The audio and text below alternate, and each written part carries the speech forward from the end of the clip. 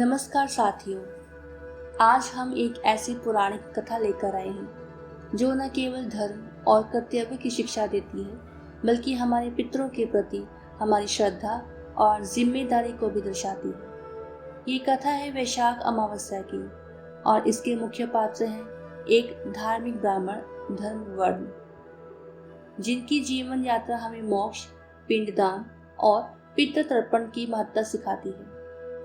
क्या आपने सोचा है कभी हमारे पूर्वजों की आत्मा को शांति कैसे मिलती है? क्या कोई ऐसा दिन होता है जब हम उन्हें मुक्त कर सकते हैं? आइए इस अद्भुत और प्रेरणादायक कथा के माध्यम से हम जानें कैसे धर्मवर्ण ने पितृलोक की यात्रा की और अपने पितरों को मुक्ति दिलाई। वीडियो को अंत तक जरूर देखें, क्योंकि इसका संदेश आपके जीवन को आध्यात्मिक रूप से समृद्ध बना सकता है। तो चलिए शुरू करते हैं। वैशाख माह की अमावस्या के दिन एक अद्भुत और प्रेरणादायक कथा जुड़ी हुई है, जो हमें अपने पितरों के प्रति श्रद्धा, कर्तव्य और धर्म के महत्व को बताती है। ये कथा 30वें कलयुग के अंत से जुड़ी हुई है, जब धर्म संकट में था और सारा संसार पाप में डूबा हुआ था। उसी समय एक बहुत ही धार्मिक ब्राह्मण थे, जिनका नाम धर्मवर्ण था। धर्मवर्ण का जीवन पूरी तरह से व्रत, उपवास और साधना में समर्पित था। वे हमेशा ऋषि मुनियों का आदर करते और उनसे ज्ञान प्राप्त करते। एक दिन धर्मवर्ण ने महर्षियों के मुख से सुना कि कलयुग में भगवान के नाम का स्मरण करना सबसे बड़ा पुण्य है।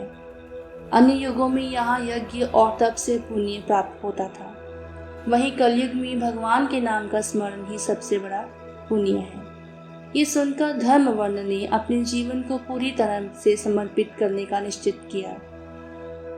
उन्होंने गृहस्थ जीवन को छोड़कर संन्यास लिया और भ्रमण करने लगे।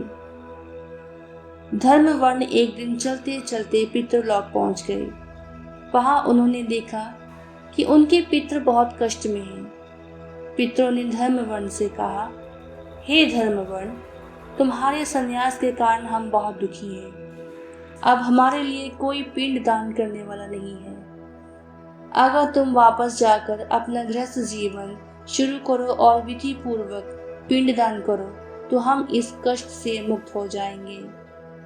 धर्मवर्ण ने पितरों की बात सुनी और उन्होंने वचन दिया कि वे उनका आदेश पालन करेंगे। पितरों ने उन्हें आशीर्वाद दिया और कहा कि वे जल्द ही पितृलोक से मुक्ति प्राप्त करेंगे। इसके बाद धर्मवर्ण पितृलोक से लौट आए और सन्यासी जीवन त्याग कर गृहस्थ जीवन में प्रवेश किया। धर्मवर्ण ने विधि पूर्वक पिंडदान किया, साथ ही कुंभदान और पाप विनाशक श्राद्ध करके अपने पितरों की पुनरावृत्ति रहित मुक्ति दी। इसके बाद धर्मवर्ण ने विवाह किया और एक उत्तम संतान को जन्म दिया।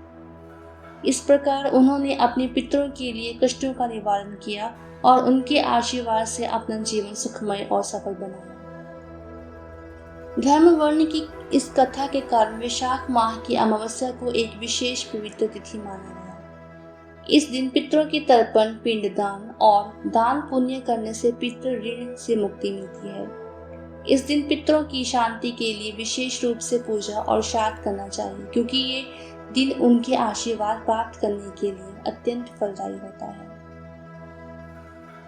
ये कथा हमें ये सिखाती है कि धर्म व कर्तव्य, पितरों के प्रति श्रद्धा का पालन करना जीवन का सर्वोत्तम मार्ग है। साथ ही ये भी बताती है कि किसी भी व्यक्ति का जीवन अपने पितरों के आशीर्वाद से ही सफल होता है।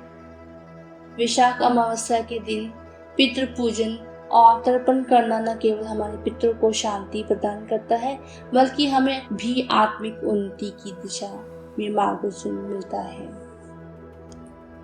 तो चलिए दोस्तों, अब हम जानते हैं वैशाख अमावस्या पूजन विधि। सूर्योदय से पहले पवित्र नदी या घर पर गंगा जल युक्त जल से स्नान करें, शुद्ध वस्त्र धारण करें और पूर्वजों के नाम से मन में संकल्प लें, जैसे कि मैं अपने पितरों की आत्मा की शांति के लिए ये तर्पण, ये पिंडदान कर रहा हूँ। पवित्र जल में काले तिल, कुशा और दूध मिलाकर तर्पण करें।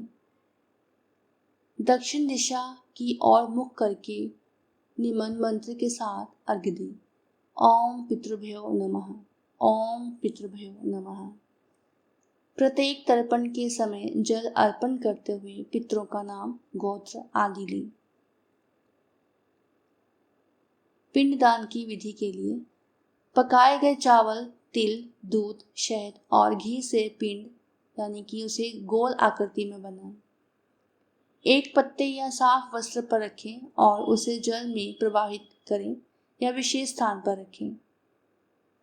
इसके बाद मंत्रोच्चार के साथ पिंड अर्पण करें। ओम पितृदेवाय नमः, पिंड समर्पयामि। ओम पितृदेवाय नमः, पिंड समर्पयामि। यदि संभव हो तो किसी योग्य ब्राह्मण को भोजन कराएं और दान दें।